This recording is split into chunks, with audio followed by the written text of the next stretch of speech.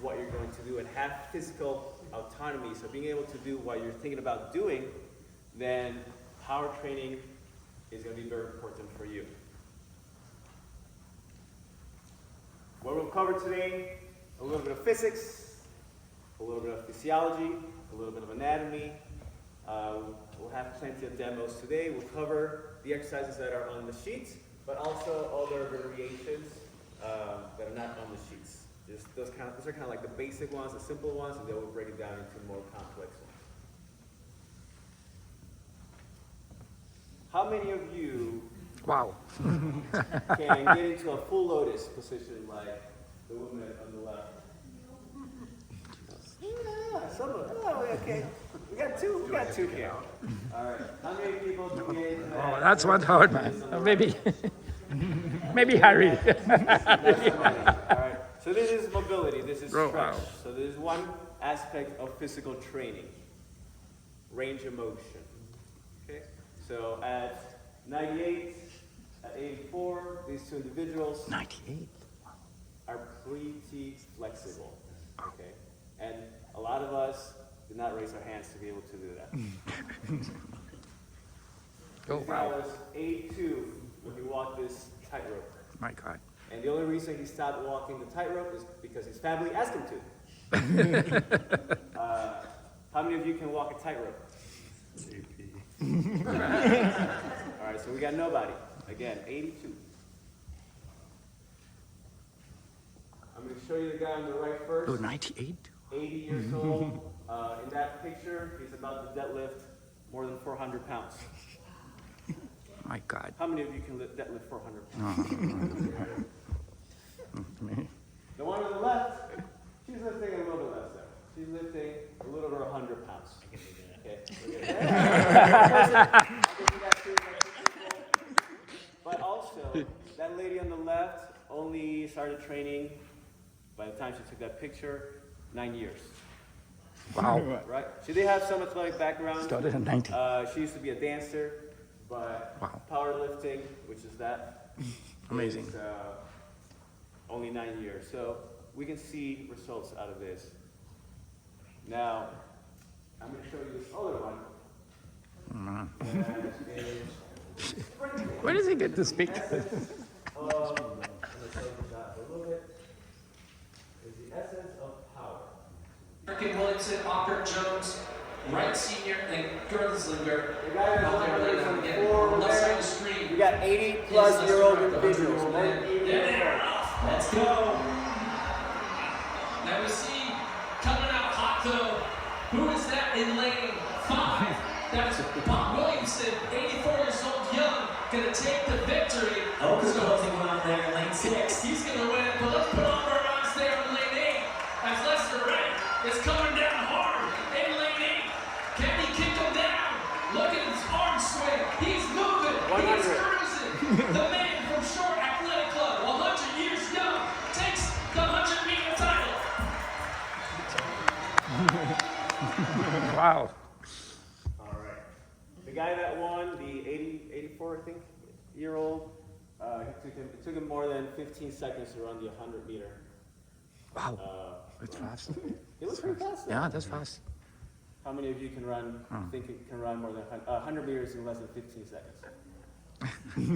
I can smoke it. And I'm training sprinting too much. But the other people, I can't really beat. You're too young. The 100 years old, some of you can probably beat, right? He took a little while, but he was looking good.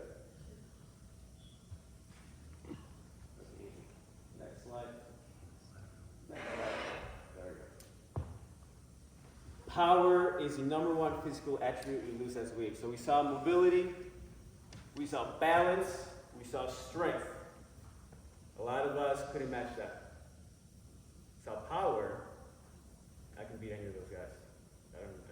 I'm not a full-out sprinter, but the power lifter, I can deadlift 400 pounds. That's range of motion, I can't bend like that. The balance, there's no way, right? So power is the #1 attribute we lose as we age. If you want to take a picture of these studies, so you can look them up on your own, feel free to do so. Power decreases faster than strength. This was taken with older individuals in a method of leg extension, leg curl, and leg press.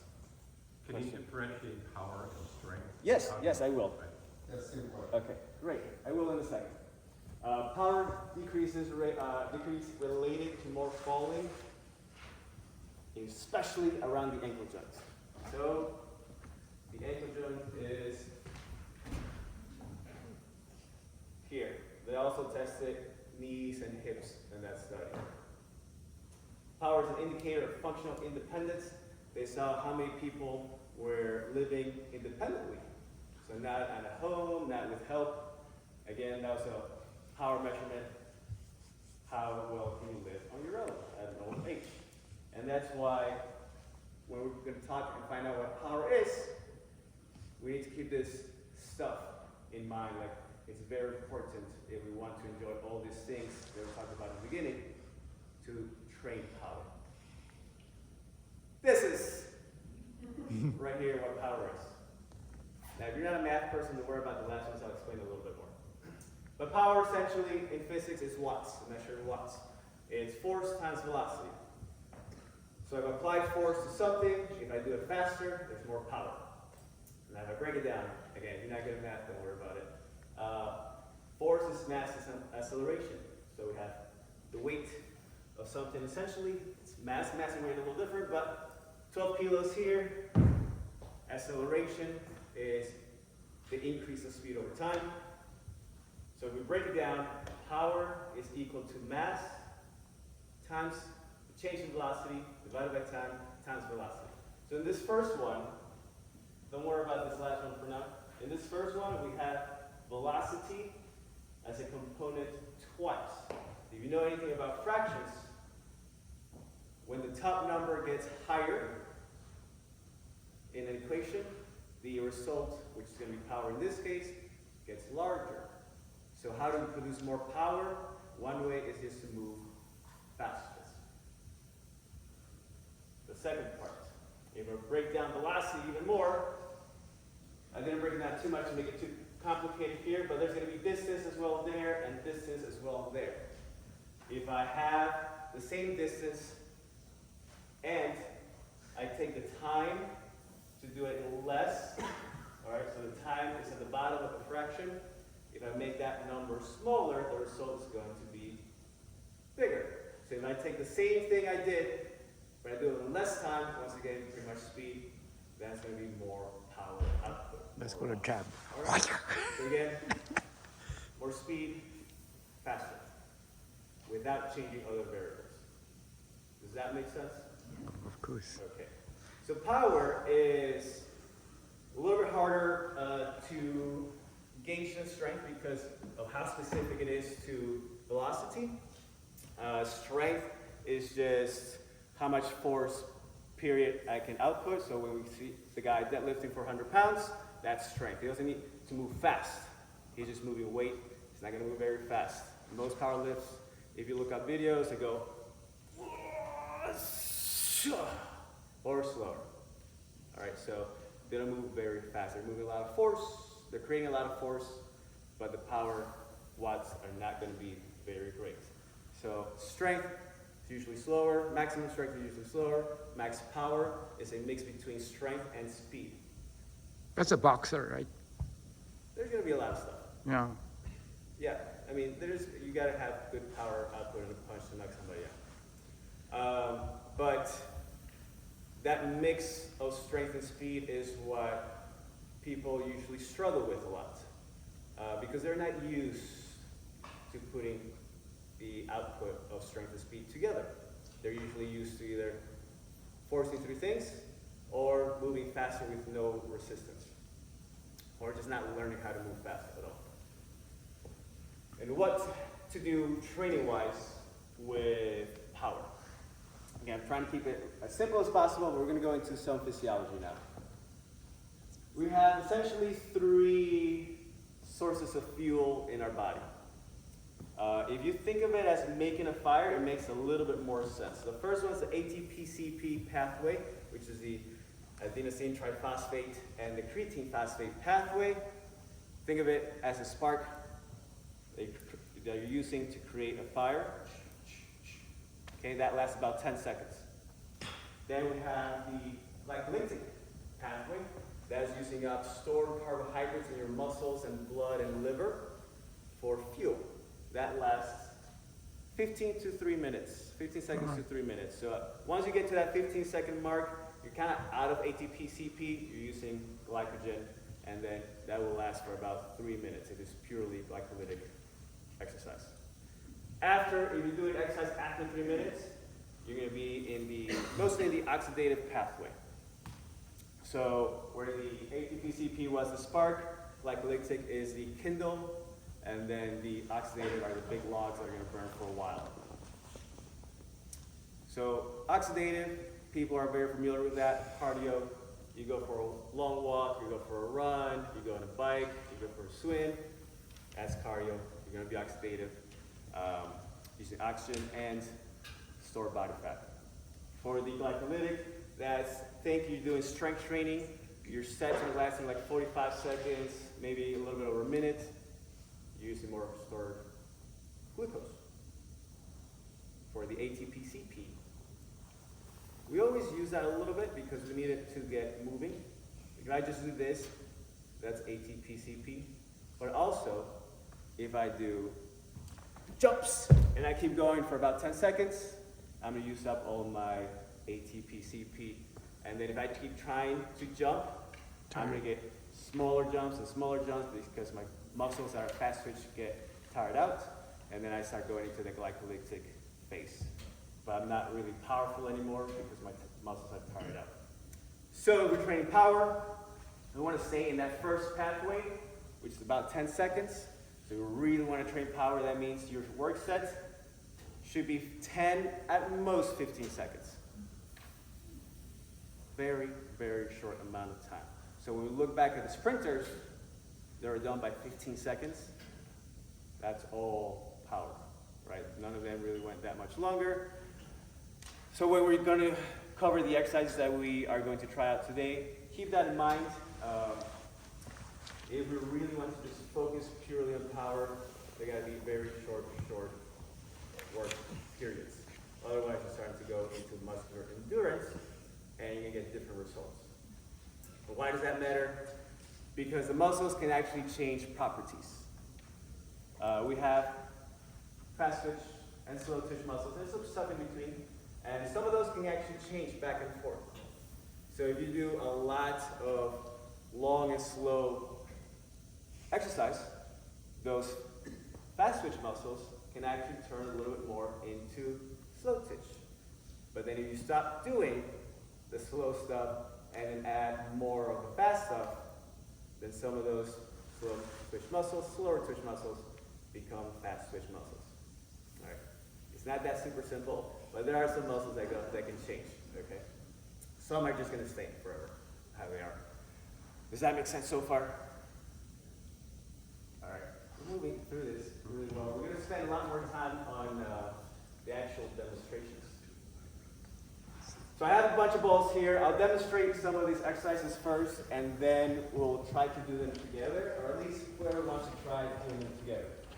So for upper body power, we have options to do things with equipment. So we can do ball slams, we can do ball throws, we can use machines like the skier, we can use battle ropes, and we can use bands. Now if you look at your sheets, not the first section here, but there's a big space, that bottom section, and then when you flip over those exercises at the top half of the sheet, those are going to be your upper body exercises. We'll cover those first. So the first one, the slams. Now for those people that come to my group classes, I have a class that's specifically just power training. It's called half-hour power. We go 20 seconds of work just because it takes some people to get going, but it's all power exercises. Ball slams. Now there are different types of balls. When you go home or to the gym here or if you're at the gym, you gotta know which type of ball you're using. Because I'm about to slam this and it's not going to bounce. There are balls that bounce. If you use balls that bounce for this exercise, it might bounce back to hit your face. People have done that, so be warned. So the first exercise, slam. You can see the picture starts up here and ends there. So that took a fraction of a second to do. That's power. I'm using mostly my upper body. For people that have any lower back issues, I prefer to have them go kneeling and slam. All right, so that variation is not there, but it's the same motion, just from a different base position.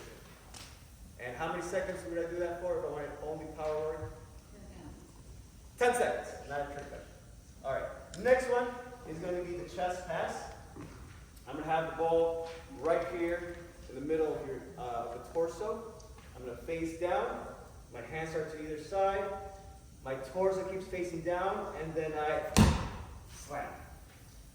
Here, I'm using more chest, more triceps, a little bit of shoulders. On the first one was more little triceps and lats, back muscles. On the next one, I can do that same thing and go one arm instead. So I'm having a split position, whichever leg is back, that hand's going to go on top of the ball and slam. And I can go fast and furious with that. So now we're getting into more unilateral work, which we're more unilateral beings. We move like this. We don't move like this. Okay, so it's good to add unilateral stuff. I'm just going to cover that for now. We'll come back to the other ones. So for those of you that want to try, I would love for some of you to try this. Add balls here. Just do it anywhere there's open space and give it a shot. Not everyone at the same time. Let's go. I'll give you 3 minutes to play around with it. So the Arthur, first take off one, your Arthur. The slam. Take Watch this out off. for those red balls. They're going to bounce a little bit. Take off your jacket. But you're going to come up and slam. Just do like 3-5 reps. It's 8 pounds. Yeah. Yeah. Slam it. It feels good. If you get angry in a day, it's good. Good way. Yeah. I would slam the blue one first. Yeah. You know, if you're mad at someone you don't like, their face is right there on the floor, you just go crazy. Feel better now? I feel so much better. Watch your face. Oh, this one bounces. I feel much better. All right, great. So now, if anybody wants to try the chest pass, actually, I do like balls that bounce a little bit for this one because it comes back to your hands a little bit easier, and I can catch it right away. So for this one, I'm bent over, and I go fast and furious. So a little bounce on this one is actually good. Where the slam, you probably don't want too much bounce. Who wants to try that? Anybody else? Yeah. How do you want me to do this? Yeah, so we're face down, chest down, chest down. Yeah, a little bit. But from the center of your torso, and slam. Yeah, catch it right away, catch it right away. Yes. Good. Excellent. So you can take the same thing, go into that same one arm now, and then go bam, bam. We'll skip that. It's very similar just with one arm. All right? So we're getting back, we're getting front now. And let's do a little band one. Now bands, I prefer to use bands for power, upper body power instead of actual cable machines because the resistance is always there. If you use a cable rack, the weights will keep moving for a little bit. So if I were to grab, imagine it's the cable, punched, the momentum is going to keep lifting the weights for a little bit before they drop. With a cable, with a band, that doesn't happen because there's always resistance and it pulls you back as well. So you have continuous resistance the whole time. Can I get a volunteer to hold the band for me? Good. Carrie? Okay, there we go. Excellent. Come on out. All right, so the first one, all I want you to do is, actually, you know what? I'm going to show you how to do it. I'll be the anchor. I'm going to hold on. All I want you to do is hold on to those handles, one in each hand. Let me get some space. I'm going to back up and stay right there. Keep your feet facing me. Yeah. You're going to bend over. Good. Arms stay straight. Let's do this slow. Pull the arms back and then forward. All right, so now you can do that faster in 3 seconds. Ready, set, go. Fast, fast, don't let it go. Whoa. And rest. Good. Yeah. Alright, so that is very similar to that ball slam. This joint action is closing the shoulder, closing the shoulder. Alright, so getting some lats on that one. What's the next one? This is going to be for the chest. So I'm going to have you just keep holding on, turn around. Yes, perfect. Make a T. Good. I'm going to add some tension. Don't go anywhere. Alright, we're going to do the first one slow again. Bring the hands together in front of you. Yeah, and then stop like a T. So make sure the band doesn't pull you back. And now go fast if you're ready. Yes. Good. So now we have chest.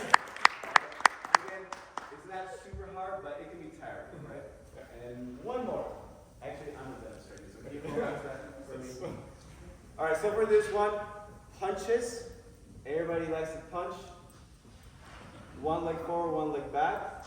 I'm going to alternate here. Quick. Yeah.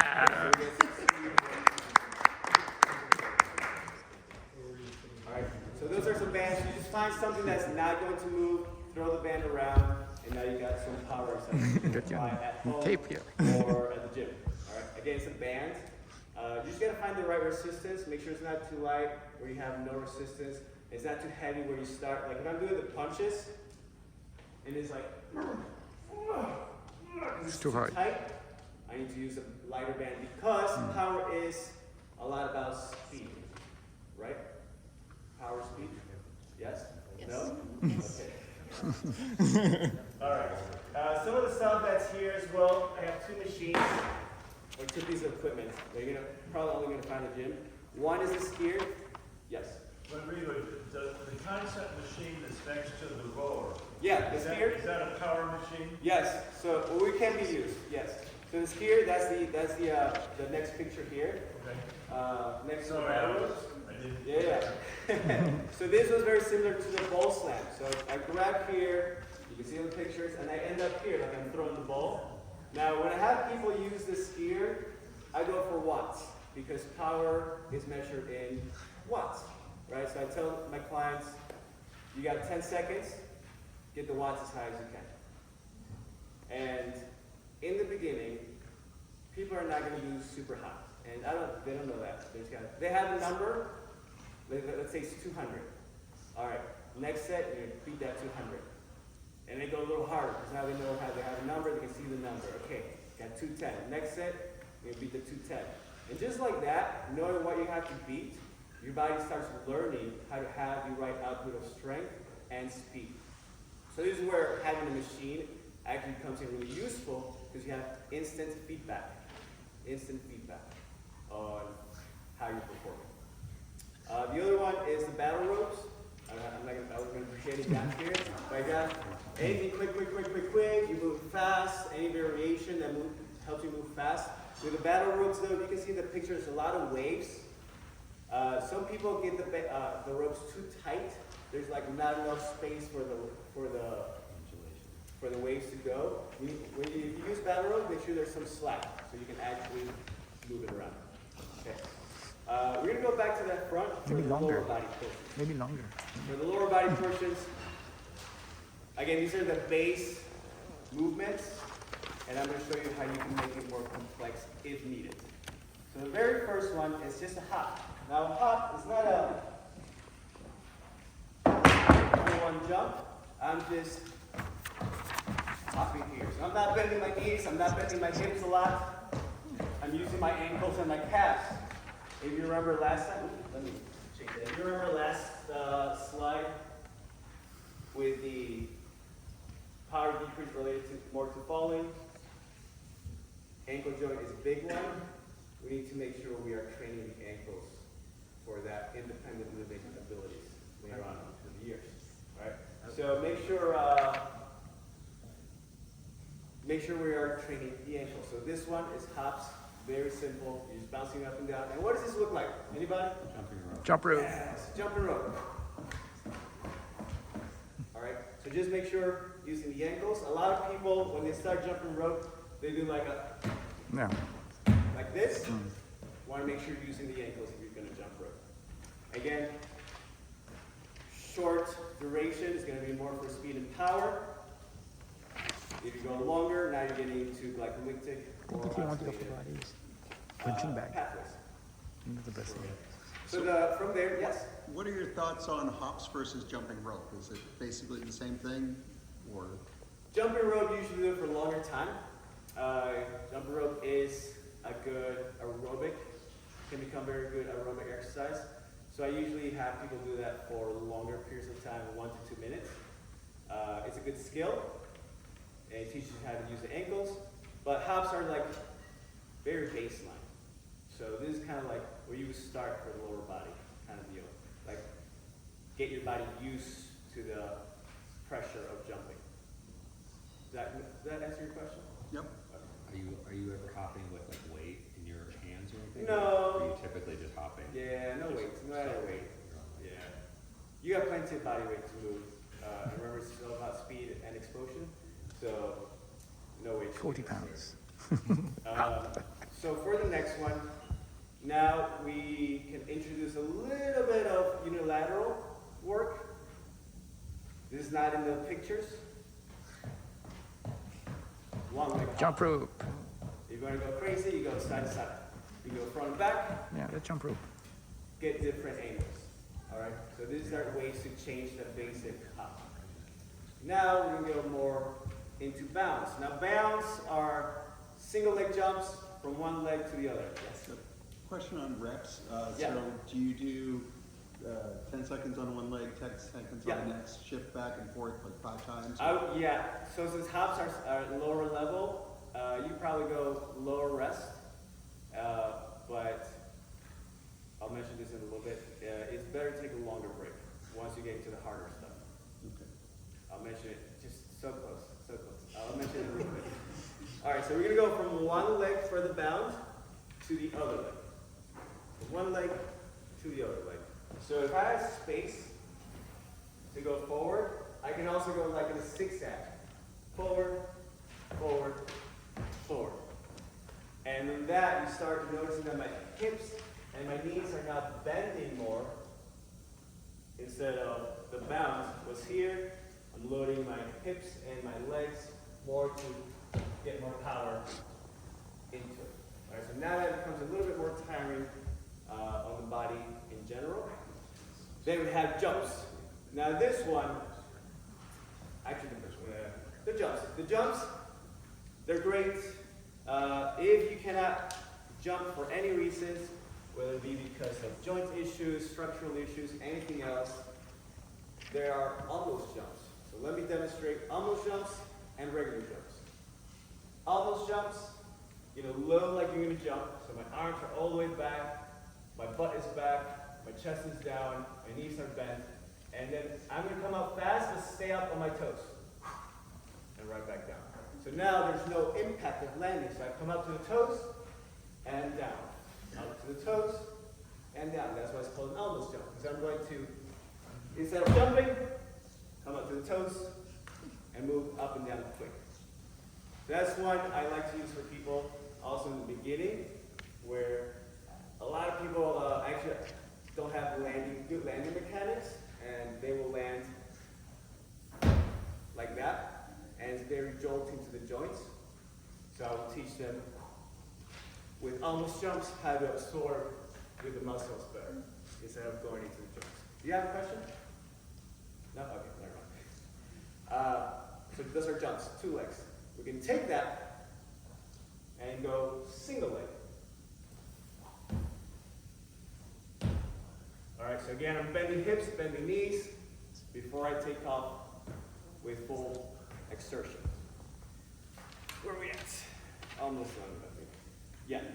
And then for the single leg, we can do the same thing we did with the hops. We can go side to side or forward as well. I usually don't go backwards on jumps. It feels weird. There's no necessity. If you wanted to go a little more crazy with regular jumps, you do 180s, 360s. We do some of those in my classes. But again, almost jumps are always a good answer for a lot of people that haven't been training power. Any questions on those? Box jumps? Okay. And then, what's that? Rodrigo? Box jumps? Box jumps. They're good as long as you don't miss. Yeah. What does that look like? What's a box? So you have an elevate. There's two types of things. Just up But if on you up. jump up, you can something I like to do instead is depth jumps. So I have a little box people step out of, and then jump up. That way you have more of that rebound effect that you can train. And it's you don't have to land into anything, especially if they're metal boxes. I know you do box jumps a lot. But if you like do a quick little Google missed box jumps, you'll see a lot of nasty pictures. That's the only reason I don't have people do them.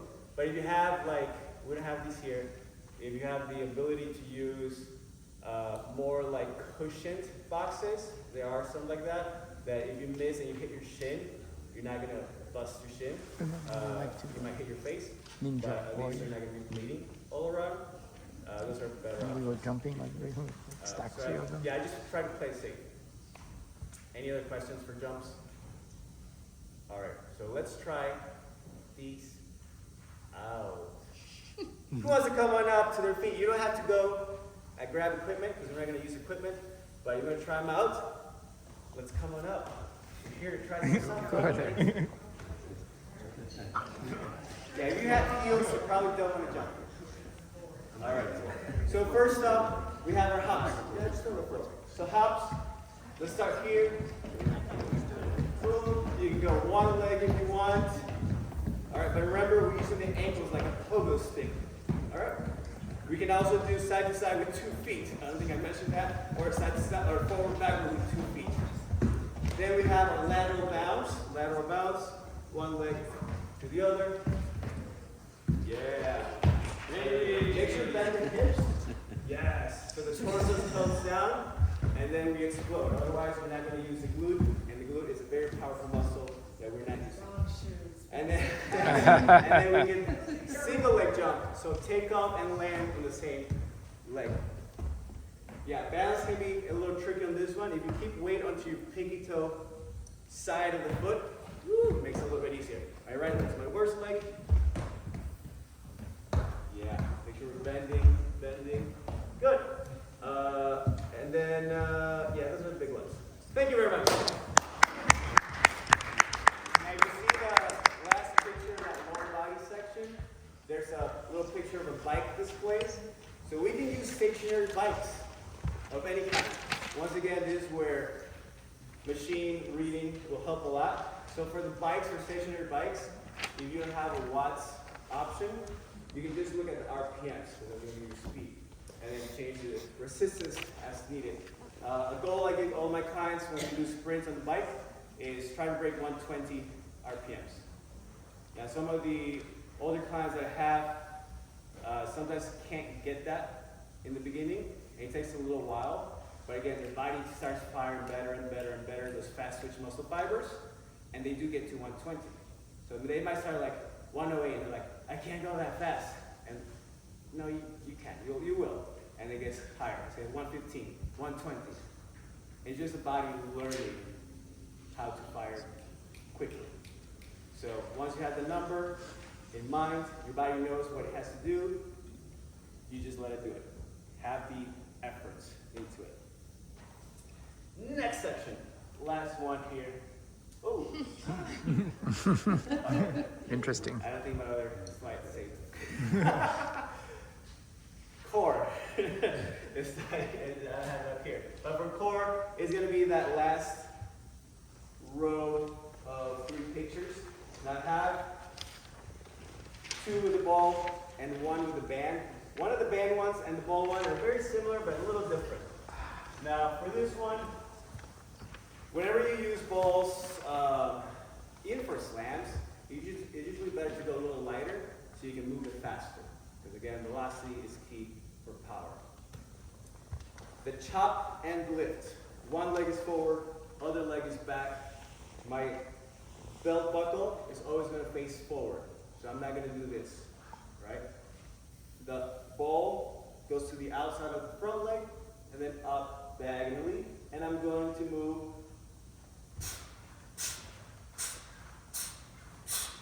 quickly as possible. So my change of direction is fast, so as soon as I come up here, I'm trying to drive it down already, and I'm trying to drive it up again. As soon as I get to that spot, I'm not doing this. Alright, you can see that pause. It can still be a little hard, but it's not as hard as it can be, as if we really try to change directions quickly.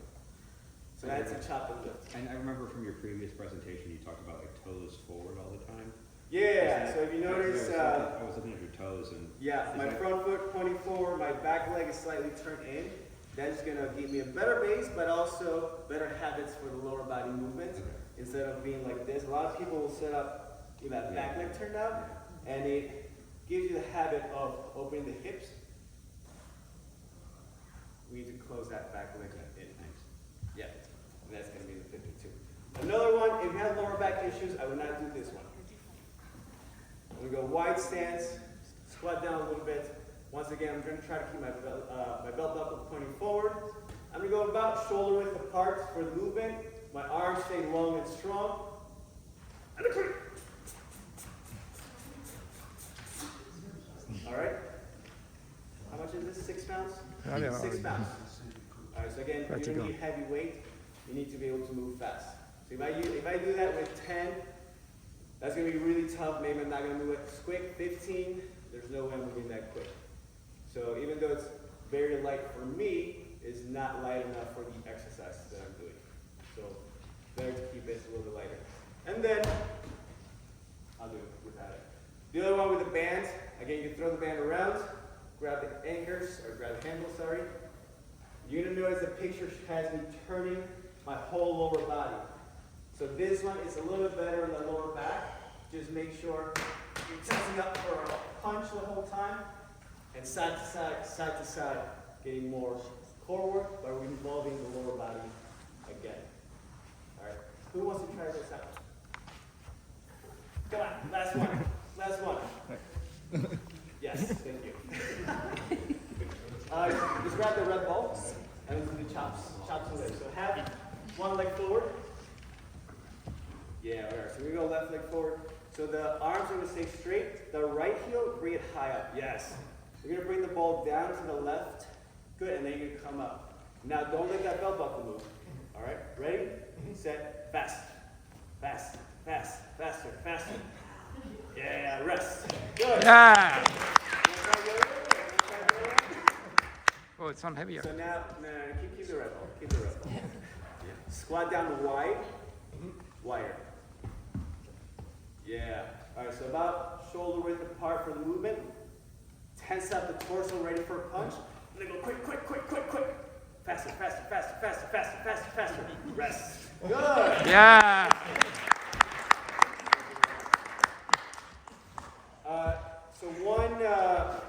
Actually a few key things for power training. The intention matters. All right. So if I grab this, you already saw me try at 100% effort. This is like 90%. It still looks pretty fast, right? But you can tell in my face I'm not putting the 100% effort.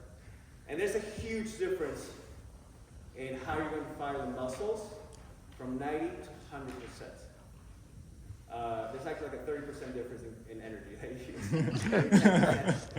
use. 10 minus 90, Right? 30. So the intensity, the intention that you put into moving matters a lot. So even if you can't actually move that quickly, if you're moving as quickly as you can, that's what's going to make the biggest difference. Yeah. All right. So if you can't get the 200 watts on the skier, as long as you're trying to get it, that's what's going to matter. All right. Does that make sense? Yep. Great. That also transfers to strength.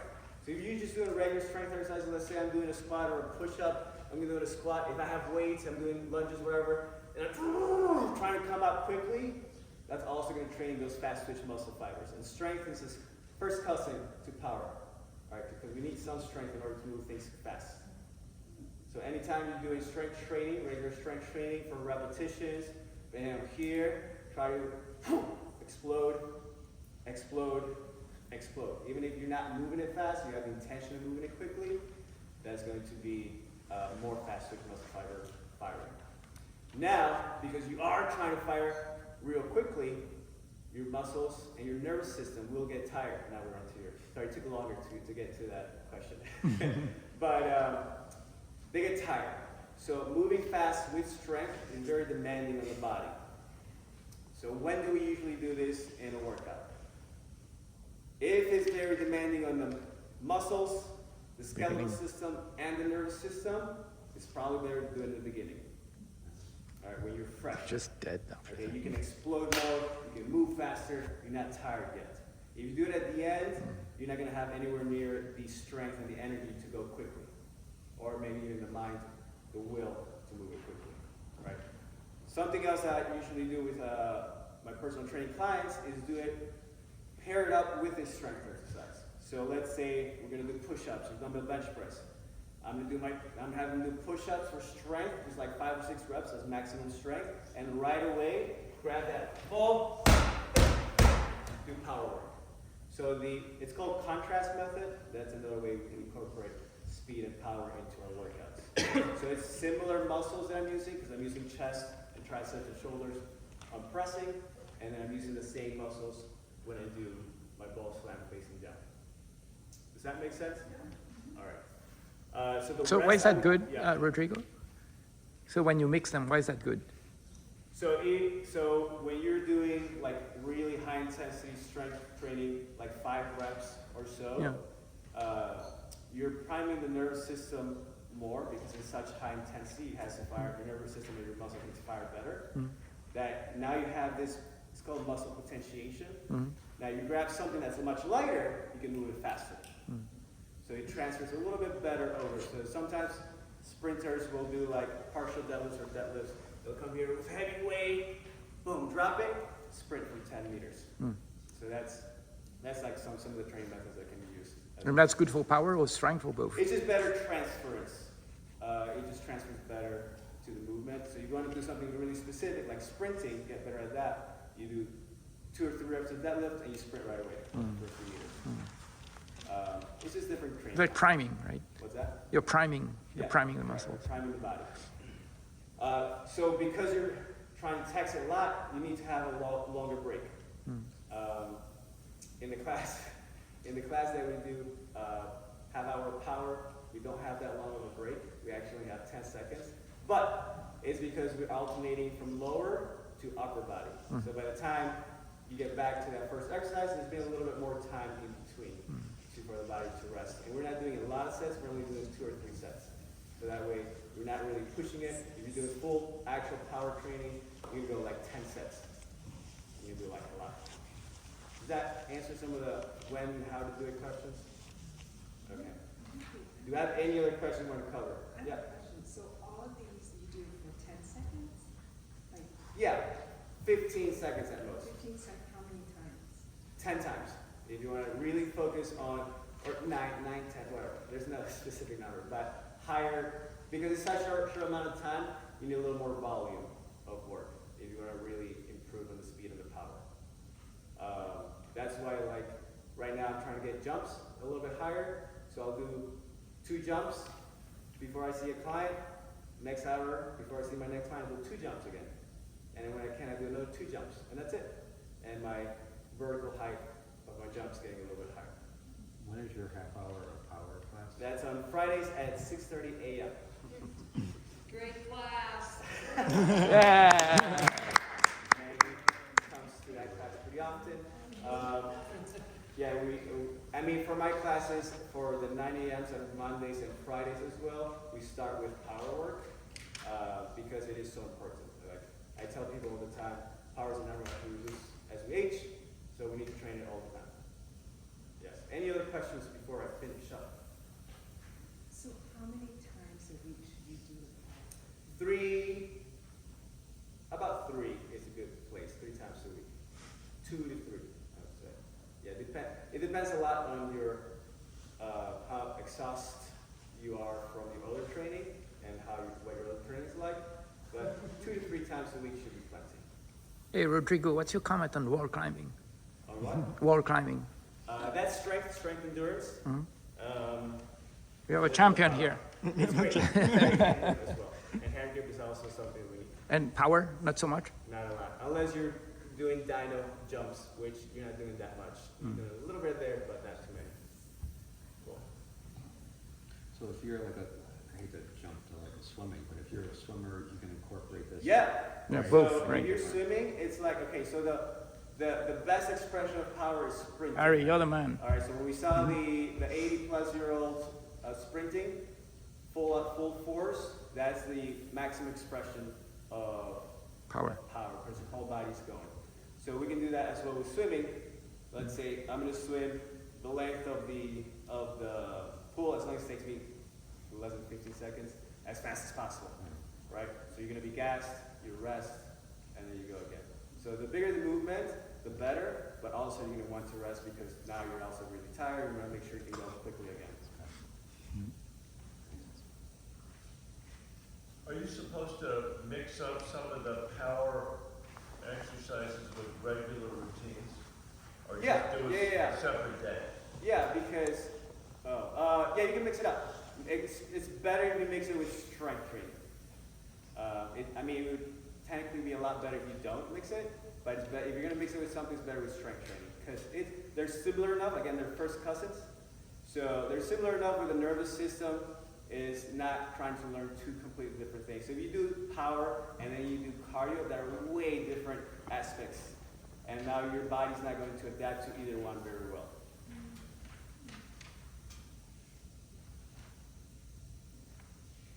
All right, last slide. But that's a ship. This shit. Yeah. All right, so this is a ship, right? The power. What are ships made for? Transportation. What else? What are ships made for? What are ships made for? I know we have some people here that sail. Movement. Transportation. Transportation. What else? What's the role that ships do that other vehicles cannot do? Okay, they go through water. They go through water. Ships are made for going through water. A ship is safest when it's docked. Ship can hit a lot of waves, a lot of crazy stuff in the oceans, in the open oceans. It can be sunk, but it's made for going through the seas. But it's safest at harbor. But when a ship sits, it rusts. So you will rot. So if you we sit. move. Even if you don't apply a lot of this stuff, you go back and look at the pictures of the 80-plus-year-olds with the mobility, with the balance, with the strength. Just get moving. Don't be the ship that rusts on the harbor. For safety, but put yourself for what you were meant to do, which is moving around the world. Thank you very much.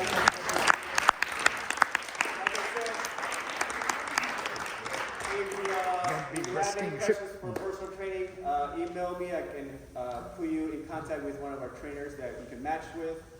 Come to any classes. I have a half-hour power. It's only 30 minutes. We do a warm-up before we get started. If you do also want to have me come speak at your company or whatever, also email me. I have many topics I can discuss. So thank you very much for coming in. Thank you. Thank you for surgery. Surgery is how to avoid calf injuries. Thank you.